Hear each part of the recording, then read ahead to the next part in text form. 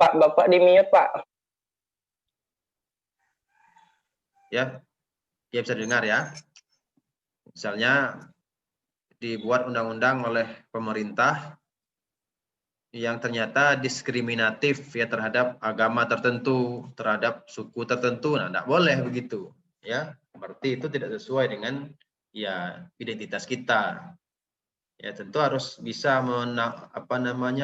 bisa menerima ya, menginventarisir segala perbedaan tadi, maka segala peraturan-peraturan yang dibuat oleh negara itu harus bisa sesuai dengan apa yang menjadi ciri-ciri atau karakteristik dari bangsa kita yang merupakan identitas nasional.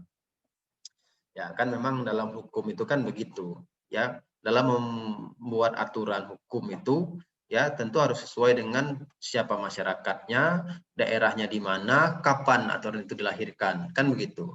Ya, tidak boleh aturan hukum itu dibuat bertentangan dengan karakteristik, ya jauh lah distorsinya, ya masyarakatnya itu nanti pasti akan ditolak. Seperti itulah tadi yang saya katakan Undang-Undang Cipta Kerja itu. Kenapa banyak ditolak? Ya, karena memang dinilai substansinya itu banyak yang bertentangan dengan kebutuhan masyarakat. Ya. Maka ditolak. Ya, kalau isinya sesuai, tidak akan ditolak, pasti diterima. Nah, karena banyak substansinya yang ternyata tidak sesuai dengan kebutuhan, yang justru merugikan, menindas, gitu kan. Nah, maka ditolak oleh masyarakat. Nah, karena hukum itu harus sesuai dengan siapa masyarakatnya, kapan, di mana tempatnya, dan kapan dilahirkannya undang-undang itu atau suatu aturan itu. Begitu, ya. Nah, baik, ya kita lanjutkan.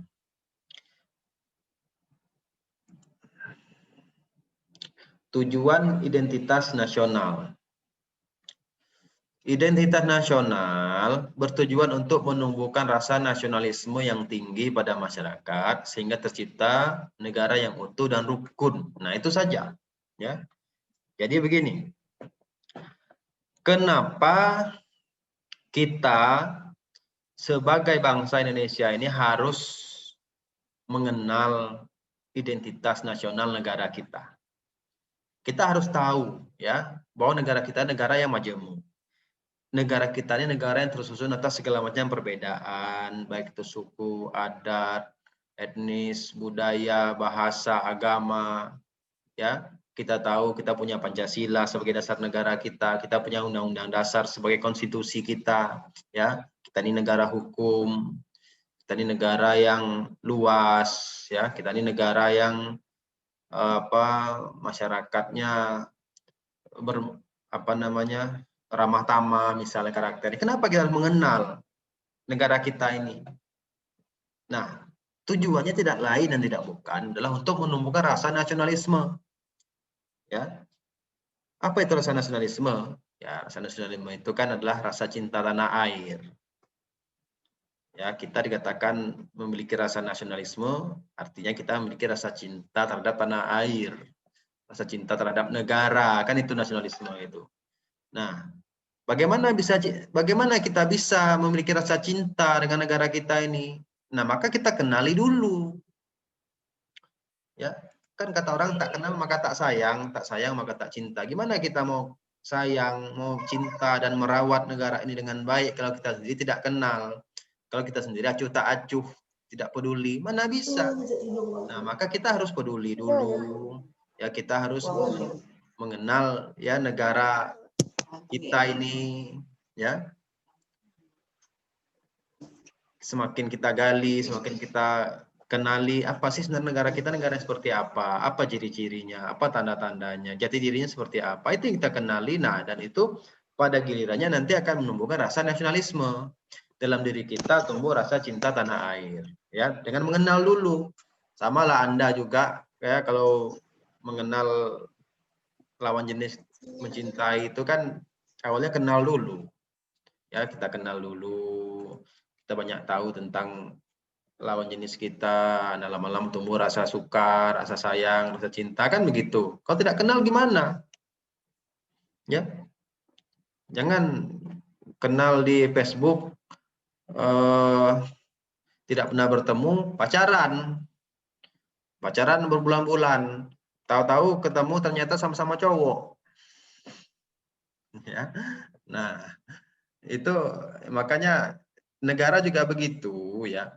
Ya kita agar tumbuh rasa nasionalisme itu kita kenali identitas kita itu seperti apa. Ya. Bangsa kita itu bangsanya seperti apa, ciri-cirinya bagaimana, itu kita kenali dulu ya. Sebagai karakteristik atau identitas nasional negara Indonesia. Maka rasa nasionalisme tadi akan tumbuh. Nah, apa manfaatnya? Ya, sangat banyak. Kalau seluruh masyarakat Indonesia ini sudah memiliki rasa nasionalisme atau rasa cinta tanah air itu, ya, maka negara kita ini akan aman, damai, rukun, utuh, dan menjadi negara yang kuat, negara yang maju. Tidak ada konflik, perselisihan, tawuran, ya, apa namanya, ya, semua inilah ya yang bisa menyebabkan perpecahan lah. Ya, tidak akan tercipta, tidak akan terjadi kalau kita sama-sama sudah memiliki rasa nasionalisme. Ya, contoh sederhana saja. Kalau kita sudah memiliki rasa nasionalisme dalam diri kita itu, maka kita dalam pergaulan sehari-hari dengan orang lain kita akan toleransi, tolerir dengan perbedaan karena kita sudah meyakini Pancasila sebagai dasar negara kita. Ya, orang yang berbeda agama kita hormati, berbeda suku kita hargai, berbeda adat ya kita anggap itu sebagai kekayaan negara Indonesia gitu. Ya, jangan malah permasalahkan, oh saya tidak mau karena itu berbeda warna kulit, ini berbeda agama, tidak mau bergaul, tidak boleh ya. Itu harus menghormati. Nah, sebelum saya lanjutkan ya dalam pembagian identitas nasional, kalau ada yang ingin bertanya silakan. Sebelum lanjutkan ya, silakan kalau ada yang ingin bertanya dari penjelasan sebelumnya tadi terkait ya pengertian dan tujuan. Silakan. Pak. Ya, silakan Diana. Bisa dijelaskan lagi yang identitas nasional menurut Indonesia? Oh, yang ini ya. Ini ya. Baik, begini ya. Hakikat identitas nasional Indonesia itu begini. Ya, kita kan tahu tadi. Kita kan tahu bahwa Indonesia ini ya identitasnya atau ciri-cirinya, tanda-tandanya bahwa kita ini negara yang majemuk, negara yang tersusun atas segala macam perbedaan, baik itu suku, adat, ras, etnis, budaya, agama, bahasa dan lain sebagainya. Kan itu kita tahu itu dan tidak bisa kita pungkiri, ya. Nah, maka apa? Segala kondisi itu tadi. Ya, kondisi sosial budaya itu tadi yang memang itu merupakan ciri-ciri bangsa kita, itu harus menjadi acuan dalam pembangunan negara kita ini. Tidak boleh dikesampingkan. Nah, maka karena kita negara hukum, maka kita kan punya peraturan perundang-undangan, kita punya undang-undang dan lain sebagainya. Maka dalam membangun undang-undang di negara kita ini, undang-undang tadi harus memperhatikan kekayaan identitas nasional kita tadi. Maka tidak boleh ada undang-undang di negara kita ini yang diskriminatif misalnya terhadap perbedaan agama, terhadap suku-suku, budaya, tidak boleh. Ya, pembangunan peraturan-peraturan di negara kita ini harus sesuai dengan kondisi sosial budayanya. Ya, karena kita ini negara yang majemuk, berbagai agama ada hidup, suku-sukunya bermacam-macam, nah, maka harus dibangun aturan yang dapat apa namanya, yang dapat adil terhadap seluruh perbedaan tadi. Nah, begitu. Itu secara aturan hukum. Ya, di samping itu secara moral, nah secara moral ini adalah etika, ya kita pahami saja perbedaan itu. Nah, maka dalam pergaulan kita sehari-hari, kehidupan bermasyarakat, berbangsa, bernegara, ya kita harus bisa menunjukkan sikap yang benar. Nah, bagaimana sikap yang benar dalam menyikapi perbedaan-perbedaan itu tadi? Ya tentu dengan toleransi, tenggang rasa. Tidak boleh kita menghina, menganggap agama kita, suku kita, daerah kita yang paling hebat, yang lain itu tidak hebat. Tidak boleh, ya. Kita saling menghormati, saling menghargai di dalam perbedaan. Nah, itulah etikanya. Nah, begitu ya. Jadi hakikatnya itu ya identitas nasional tadi itu harus masuk dalam jiwa peraturan-peraturan negara kita dan menjiwai karakter kita dalam pergaulan sehari-hari di masyarakat. Gitu ya.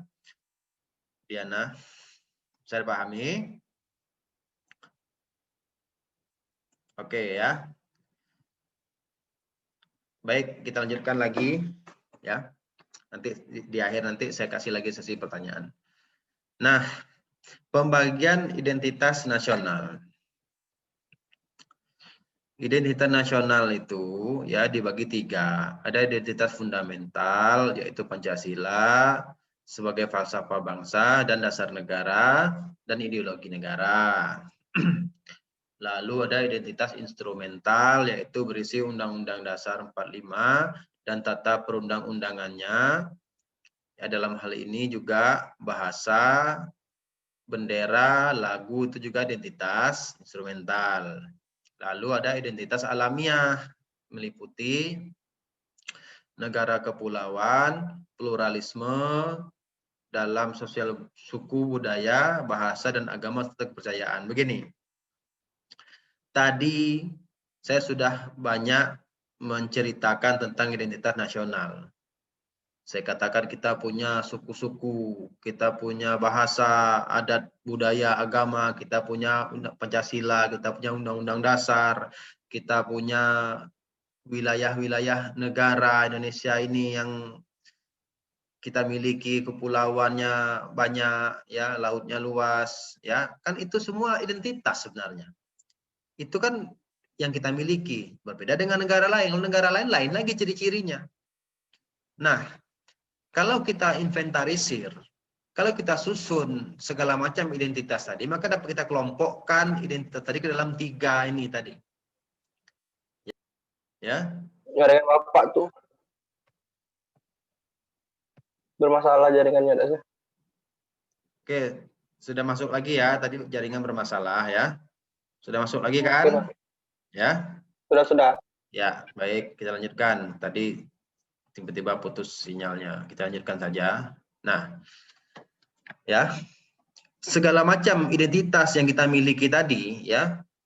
Baik fisik, non fisik dan lain sebagainya, semuanya itu dapat kita kelompokkan ke dalam 3 golongan, ya. Maka Pancasila sebagai dasar negara tadi itu juga identitas yang dimasukkan ke dalam identitas fundamental. Fundamental itu artinya identitas mendasar, yang utama, yang pokok lah gitu. Ya, ya jelas Pancasila itu kan identitas kita, ideologi kita. Ideologi itu kan antara satu negara dengan negara lain kan berbeda-beda, ya. Ideologi kita Pancasila. Cina ideologinya komunis. Amerika ideologinya liberal. Nah, itu kan identitas itu. Nah, maka itu identitas yang paling fundamental. Karena Pancasila itu adalah falsafah negara, dasar negara, ideologi negara. Sangat penting sekali yang saya jelaskan, ini sudah pernah saya jelaskan di awal itu. Ya, fungsi dan kedudukan Pancasila. Nah, itu fundamentalnya. Lalu kita punya identitas instrumental. Instrumental itu artinya ya instrumen kan dari instrumental dari kata instrumen. Instrumen itu kan artinya alat. Alat untuk apa? Alat untuk menjalankan negara kita ini. Kan tadi saya katakan Pancasila itu memang dasar negara, tapi untuk menjalankan negara ini tidak cukup dengan Pancasila. Karena Pancasila belum punya aturan-aturan hukum yang mengikat. Dia hanya moral saja isinya, nilai-nilai isinya. Ya. Nah, untuk menjalankan negara ini perlu aturan-aturan, perlu instrumen, perlu alat-alatnya. Apa? Maka lahirlah Undang-Undang Dasar sebagai hukum dasar. Lahirlah peraturan-peraturan di bawahnya seperti TAP MPR, Undang-Undang, Perpu, PP, Perpres, Perda, ya. Itu sebagai instrumen atau sebagai alat untuk menjalankan negara ini. Lalu kita punya bahasa Indonesia, ya, kita punya bendera negara, kita punya lagu dan lain sebagainya. Itulah sebagai identitas instrumental yang merupakan alat untuk menjalankan negara ini. Bayangkan kalau kita tidak punya bahasa negara kita gimana? Pakai bahasa apa kita? Bahasa Inggris, ya, bukan identitas kita. Bayangkan kalau negara kita tidak punya bendera. Bayangkan kalau kita tidak punya lagu kebangsaan, ya, mana identitas kita sebagai negara yang membedakan dengan negara lain kan? Bayangkan kalau kita tidak punya peraturan perundang-undangan, bayangkan apa? Bagaimana menjalankan negara ini kalau tidak punya aturan hukum? Nah, oleh karena itu perlu kita punya aturan hukum, yaitu Undang-Undang Dasar yang paling tinggi sebagai konstitusi kita. Lalu ada aturan di bawahnya yaitu peraturan perundang-undangan, ya, dan yang lain-lain sebagainya yang merupakan instrumen-instrumen dalam penyelenggaraan negara. Ya, itu bisa dibuat. Ya, itu bisa dibuat. Identitas fundamental dan instrumental itu bisa dibuat. Ya, kita bernegara, kita buat itu. Kan dulu Pancasila itu kan dibuat. Ya, kita mau merdeka, dibuat dulu dasar negaranya di BPU, PKI, PPKI kan begitu. Lalu dibuat lagi undang-undang dasarnya, undang-undangnya, ditetapkan bahasanya, dibentuk benderanya kan begitu. Ya. Nah, tapi ada identitas yang terlahir secara alamiah yang tidak bisa diada-adakan. Nah, itulah ya meliputi negara kepulauan kita. Kita kan negara kepulauan. Pulau besarnya ada 5. Kalau seluruh pulau-pulau besar dan kecil sekitar 13.500 lebih pulau-pulau, 17.500 lebih pulau-pulau. Ya. Itu apakah dibuat? Apakah dibangun oleh manusia? Kan tidak. Itu sudah anugerah Tuhan Yang Maha Esa. Dari negara ini belum merdeka sampai sekarang itu sudah ada. Dan tidak bisa kita ciptakan sendiri, itu adalah campur tangan Tuhan. Anugerah yang terlahir secara alamiah artinya, ya. Termasuk pluralisme dalam negara kita ini, ya. Yang tadi saya katakan, kita punya agama yang bermacam-macam, sistem kepercayaan, adat istiadat, bahasa, kebiasaan yang beraneka ragam, itu semua adalah identitas juga yang merupakan identitas alami. Tidak bisa kita ada-adakan. Apa? Dari mana? Sejak kapan adanya suku-suku di negara kita ini yang jumlahnya ratusan? Dari mana? Tidak tahu. Sejak dahulu sudah ada. Dari mana munculnya agama-agama? Dari mana munculnya warna kulit? Dari mana? Tidak tahu, kita itu sudah ada dari dahulu, merupakan anugerah yang merupakan ciri-ciri negara kita. Nah, itulah saudara, ya. Maka di negara Indonesia ini kita punya bermacam-macam identitas, ya. Nah, ini harus pahami. Kalau ditanya identitas nasional yang bersifat fundamental, ya Pancasila jawabannya. Identitas instrumental sebagai alat pelaksananya, ya itulah peraturan perundang-undangan dan semua yang merupakan ciri kita, bahasa, bendera, lagu, dan lain sebagainya. Nah, identitas alaminya apa? Ya, ya itu, ya kondisi kita negara kepulauan, pluralisme yang ada, perbedaan agama, budaya, bahasa, dan lain sebagainya, itu juga identitas, ya, alamiah. Nah, sekarang saya akan menjelaskan faktor pembentuk identitas nasional. Tadi sudah saya jelaskan, ya kita banyak sekali punya identitas, ya fundamentalnya Pancasila, instrumentalnya peraturan undang-undangan, lalu alamiahnya kondisi negara kita, kepulauannya, pluralismenya, itulah identitas semua. Nah, apa faktor yang membentuknya? Ya, nah, ya yang membentuk ya seperti yang bisa dibentuk, ya yang identitas fundamental dan instrumental akal alamiah itu kan adalah anugerah Tuhan. Nah, maka identitas itu terbentuk atas pertama primordial. Ya, primordial ini apa namanya? Tadi saya katakan ya rasa kedaerahan, ya mencintai fahamnya, ya agamanya. Nah, artinya kita punya berbagai macam perbedaan, suku-suku, agama, daerah, itu kan primordial semua itu. Nah, itu adalah salah satu pembentuknya, ya. Kita Kita Indonesia dikenal negara yang bermacam suku, karena memang primordialnya kita punya bermacam-macam. Ada suku Minang, suku Melayu, suku Batak, ada suku Sunda, Jawa, dan lain sebagainya. Gitu. Sakral, ya, sistem kepercayaan agama ini sakral. Itu juga membentuk. Ya, kita tahu negara kita ini selain agama yang diakui 6, kita punya sistem kepercayaan yang hidup di tengah-tengah masyarakat. Itu sakral dan itu adalah identitas. Seperti di daerah Sulawesi sana ada suatu sistem kepercayaan. Sistem kepercayaannya itu kalau kerabatnya meninggal dunia tidak dikuburkan di tanah tapi diselipkan di batu-batu di bawah-bawah pohon. Lalu setiap ada momen adat nanti itu bisa diambil, diganti bajunya, ditegakkan lagi jenazah itu, ya, lalu dimasukkan lagi ke batu-batu itu ada sebagai sakral, sistem kepercayaan. Nah, itu identitas itu, ya, identitas, dan memang itu ada di negara kita, ya. Lalu identitas itu juga bisa dibangun dari tokoh-tokoh. Nah, kita misalnya kita punya tokoh nasional Soekarno, Hatta, kita punya lagi misalnya dulu kita punya Pangeran Diponegoro, kita punya Cut Nyak-Din, ya, pahlawan nasional, ya, dan lain-lain, ya. Itu juga identitas. Ya, bangsa lain mengenal kita, oh Indonesia tuh negara dulu ada Soekarno presidennya, identitas. Oh Indonesia tuh dulu negara ada perang Diponegoro, itu identitas gitu. Ya, kita dulu punya R.A. Kartini, itu identitas. Nah, ya. Tokoh juga membangun identitas, ya. Sejarah tentu saja, sejarah sebuah negara membangun identitasnya. Negara kita punya sejarah. Ya. Nah, kita sebagai bangsa Indonesia harus mengenal sejarah negara kita, ya. Ingat jas merah. Jangan sekali-sekali melupakan sejarah, ya. Nah, karena antara satu negara dengan negara lain punya sejarahnya masing-masing. Sejarah negara kita apa? Kita punya sejarahnya. Saya sudah pernah menjelaskan sejarah lahirnya Pancasila. Itu sejarah. Dan itu identitas. Negara lain bagaimana sejarahnya? Mereka punya sendiri. Malaysia itu punya sendiri sejarah. Amerika punya sendiri sejarahnya. Inggris punya sendiri sejarahnya. Perancis punya sendiri. Kita juga punya sejarah. Itu identitas.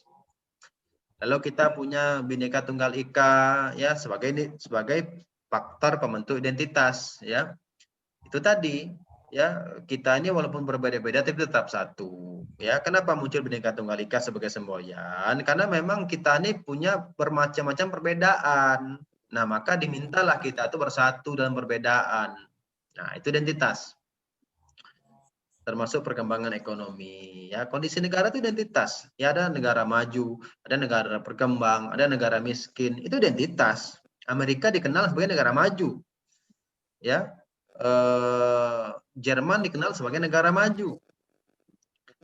Cina dikenal sebagai negara maju. Indonesia dikenal sebagai negara berkembang. Ada negara-negara di Afrika dikenal sebagai negara miskin. Itu dipengaruhi oleh perkembangan ekonomi negaranya. Ya, kalau perkembangannya bagus maka jadi negara maju dikenal. Kalau perkembangannya lambat jadi negara miskin. Nah, begitu. Ada juga kelembagaan negara, ya. Kelembagaan negara ya susunan pemerintahan, ya. Itu membentuk identitas. Nah, karena tiap-tiap negara punya kelembagaannya sendiri-sendiri. Indonesia misalnya, ya kita punya susunan pemerintahan kita itu disusun menurut konsep atau teori dari Montesquieu, Trias Politica. Kita ada lembaga legislatif, lembaga eksekutif, lembaga yudikatif. Ya, lembaga legislatif membuat peraturan perundang-undangan, membuat undang-undang, ya. Eksekutif yang menjalankan undang-undang, yudikatif yang mengawasi jalannya undang-undang. Itulah kelembagaan. Ya, kita punya pemerintah pusat, pemerintah daerah provinsi, kabupaten kota, kita punya daerah otonom di kabupaten kota, ya. Itulah kelembagaan. Nah, itulah sebagai identitas, ya. Nah, jadi banyak sekali faktor yang membentuk identitas nasional itu.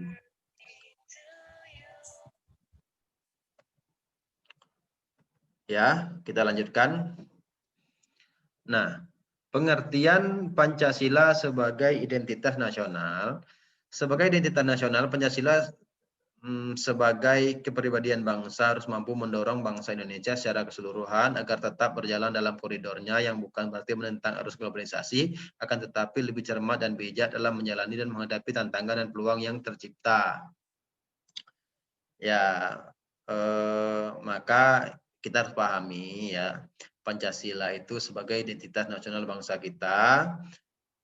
Maksudnya ya, Pancasila itu sebagai pedoman lah bagi kita dalam menjalani kehidupan bermasyarakat, berbangsa, bernegara. Ini sama-sama lah kita berpegang teguh kepada Pancasila dan semua nilai-nilainya, ya, agar kehidupan kita ini damai, ya, aman, tentram, dan kita menjadi negara yang maju nantinya kalau sama-sama sudah menghormati, menjadikan Pancasila sebagai acuan dalam bermasyarakat, berbangsa, dan bernegara, ya.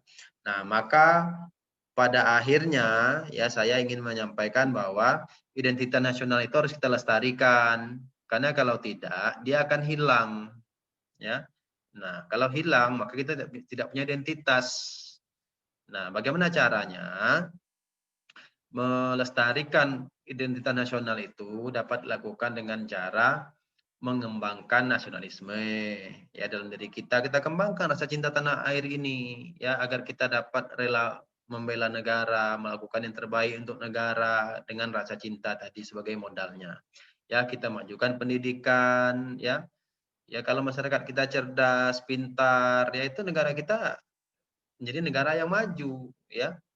Kita lestarikan budaya kita ya agar tetap hidup, tidak hilang ditelan oleh perkembangan zaman. Nah, supaya apa yang menjadi ciri-ciri kita, budaya kita yang beraneka ragam tadi tetap ada dan dikenal oleh bangsa lain, ya. Dan tentu saja kita menunjukkan sikap bela negara. Bela negara itu ya kita rela berkorban untuk negara. Kita berikan yang terbaik untuk negara kita ini sekecil apapun, ya.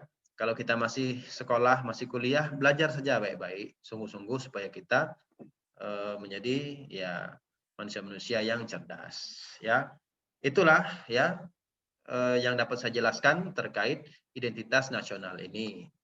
Baik, sebelum kita akhiri silakan kalau ada pertanyaan. Silakan.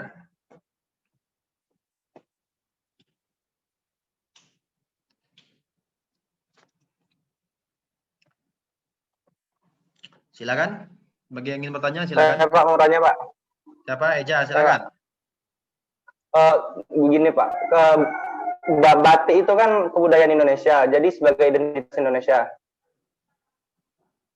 Ya. Jadi ada dulu isu, bukan isu sih, kayak berita gitu, pengakuan batik kepada Malaysia mengaku batik itu punya dia. Jadi gimana itu Pak?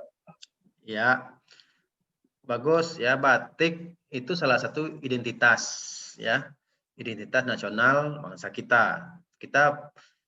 Dan itu diakui oleh dunia juga bahwa Indonesia punya batik sebagai warisan budaya kan begitu.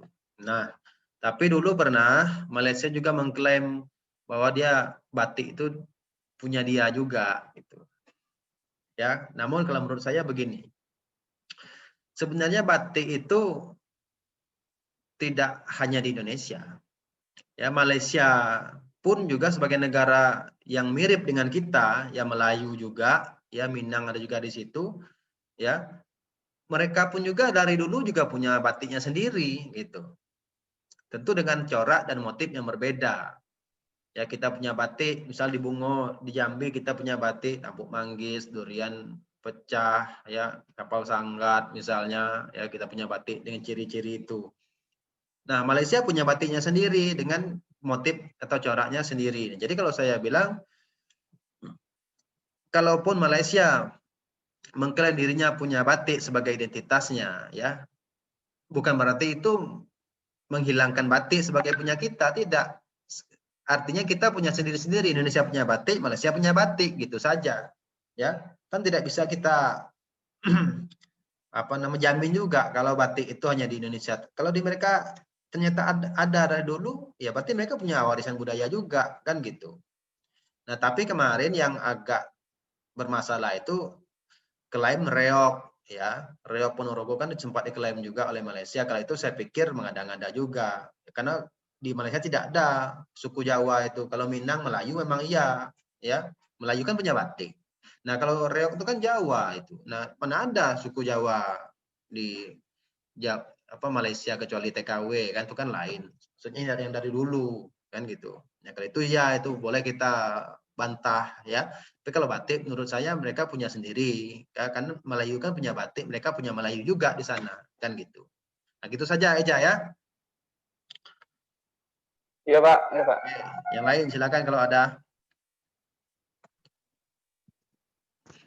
Pak, izin bertanya, Pak. Ya, Ida silakan. Gini Pak, bagaimana contoh identitas nasional yang dapat kita tampilkan pada warga luar, Pak? Iya, bagus. Ya, kita tentu sebagai bangsa Indonesia harus menunjukkan identitas yang baik ya kepada bangsa lain supaya kita dikenal sebagai bangsa yang hebat kan gitu. Kalau yang negatifnya enggak usah gitu. Misalnya negara kita negara yang banyak korupsinya, negara yang undang-undangnya banyak bermasalah, jangan yang begitu ya. Yang bagus-bagus saja. Misal kita punya kita punya budaya, kita punya tarian, kita punya lagu-lagu daerah misalnya. Ya itu kita kenali ya. Coba lihat banyak itu orang Eropa itu yang cinta dangdut gitu kan ya. Dia suka lagu dangdut. Ada juga orang Australia yang mendalami angklung itu kan ya, dia sampai tinggal di sini untuk belajar angklung gitu. Itu kan bagus sekali ya. Itu kan identitas yang dapat kita tunjukkan ke bangsa lain. Ya, kita punya batik, ya kita punya adat-adat yang hidup ya. Pakaian khas ya, itu yang sederhana saja yang kita tunjukkan ya. Sebagai identitas. Karena bangsa lain belum tentu ada. Ya, negara-negara maju itu mayoritas seperti Amerika, negara Eropa itu sudah hilang itu identitasnya. Nah, ini yang kita khawatirkan, maka harus dilestarikan. Ya, jangan sampai kita hilang juga budaya kita begitu, ya. Banyak itu, ya. Bahasa kita juga kita boleh kita banggakan keluar, boleh banyak kok. Bahkan di Belanda itu ada mata pelajaran bahasa Indonesia, coba. Nah, itu kan identitas yang dapat kita banggakan karena banyak disebut bahasa Indonesia itu bahasa yang tersusun secara teratur ya, dibanding bahasa Inggris lebih kaya bahasa kita. Apa contohnya? Misalnya begini ya, Inggris itu kalau menyebut mati itu is dead saja ya kan. Coba kalau Indonesia tergantung penempatannya, kalau hewan mati, kalau manusia meninggal, kalau dia pahlawan gugur, atau kalau dia pemimpin mangkat, kan gitu kan. Banyak sebutannya untuk tujuan yang sama. Coba kalau negara bahasa Inggris kan beda. Nah, kita itu yang harus kita banggakan, negara kita tuh kaya akan bahasa. Nah, gitu.